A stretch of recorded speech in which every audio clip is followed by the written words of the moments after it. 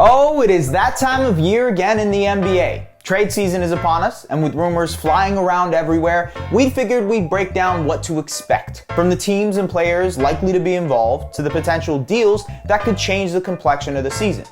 We got you. So sit back, relax, and take this in.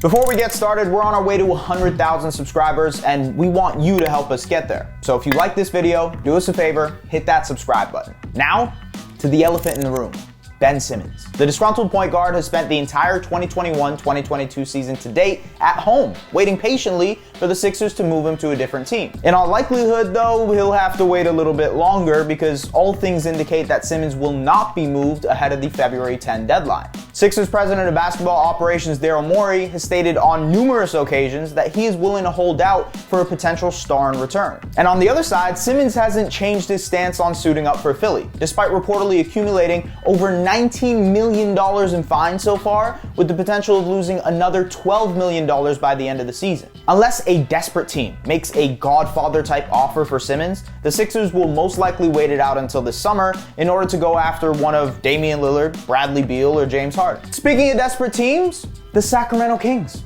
The last time the Kings made the playoffs, the iPhone didn't exist. There's an immense amount of pressure for this team to make some kind of upgrade in hopes of making a playoff run, but the Kings could also be one of the bigger sellers at the deadline. And while De'Aaron Fox and Tyrese Halliburton are reportedly off the table in trade discussions, Harrison Barnes, Buddy Hield, and Marvin Bagley have been linked to a number of teams, and all three could provide a boost to a playoff or championship contender. The 11-year veteran Barnes is particularly sought after by teams looking to shore up their depth and bolster their defense on the wings. That makes him a prime candidate for a team like the Utah Jazz, who are desperately searching for some reinforcements on that front, or the Chicago Bulls, who have been compromised at that position with Pat Williams and Derrick Jones Jr. sustaining long-term injuries. Another team looking to sell is the Indiana Pacers, who decided early in the season that they would be fielding offers for all-star Domantas Sabonis, big man Miles Turner, and guard Karis LeVert in hopes of retooling their roster. For Sabonis, the Pacers are reportedly looking for a package similar to what the Orlando Magic received at last year's deadline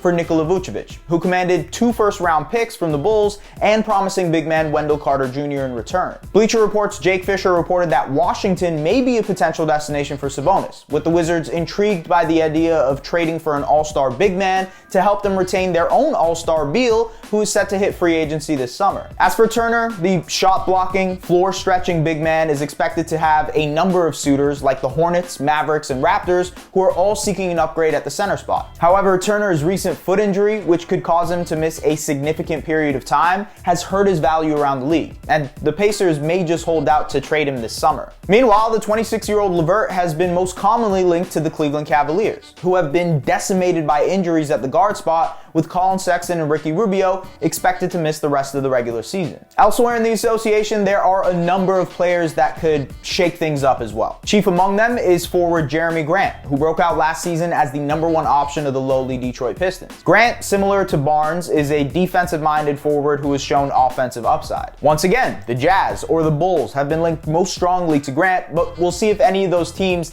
give in to the Pistons' demands of a young prospect plus a first-round pick. The Hawks, who have seemingly fallen off a cliff defensively this year, are also reportedly in the mix for Grant. And if the asking price for Grant or Barnes ends up being too high, any team that's looking to upgrade at the forward spot could take a swing at Blazers forward Robert Covington or Spurs forward Thaddeus Young. Meanwhile, Rockets sharpshooter Eric Gordon will have his fair share of suitors as well, with the Suns, Warriors, and Lakers all in the mix to trade for him. But Houston has been firm on their stance of receiving a first-round pick for a guy who is shooting 43% from behind the arc. And with 2 years, $40 million of guaranteed money left on his deal, teams will hope that the Rockets will lower their asking price for the 33-year-old guard. If the Rockets' price is too high, look for contenders to try and land one of Gary Harris or Terrence Ross from the Orlando Magic. And finally, Goran Dragic.